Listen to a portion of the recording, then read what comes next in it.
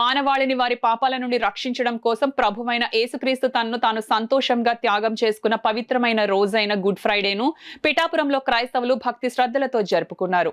క్రీస్తు శిలువ వృత్తాంతాన్ని దృశ్య రూపంగా పురవీధుల్లో చేపట్టిన ప్రదర్శనకు కళ్లు చెమర్జింపజేసింది. పిఠాపురంలో గుడ్ ఫ్రైడేను క్రైస్తవులు భక్తి శ్రద్ధలతో జరుపుకున్నారు. చర్చిలకు వెళ్లి ఉపవాస ప్రార్థనలు చేశారు.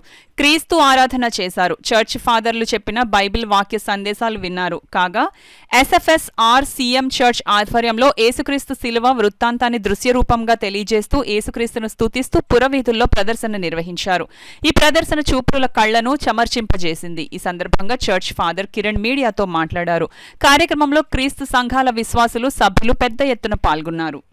పరిశుద్ధ శిలువ మార్గాన్ని యావత్ కథోలిక శ్రీసభ జరుపుతూ అలనాడు ఏ విధంగానైతే క్రీస్తు ప్రభు తన యొక్క శ్రమల ద్వారా ఈ లోకానికి రక్షణను తీసుకొచ్చాడో ఆ శ్రమలను మేమందరం కూడా జ్ఞప్తిక చేసుకుంటూ ఇక శిలువ మార్గంలో పాల్గొని మేము కూడా తన యొక్క శ్రమలలో భాగాన్ని పంచుకొని చివరికి తన యొక్క ఉత్థాన మహిమలో భాగస్థులమయ్యే భాగ్యాన్ని మాకు ప్రసాదించమని భక్తి విశ్వాసములతో ఈ యొక్క బహిరంగ శిలువ మార్గాన్ని ఈ యొక్క ఆర్సిఎం సంఘము ముందుకి సాగిస్తూ ఉన్నది.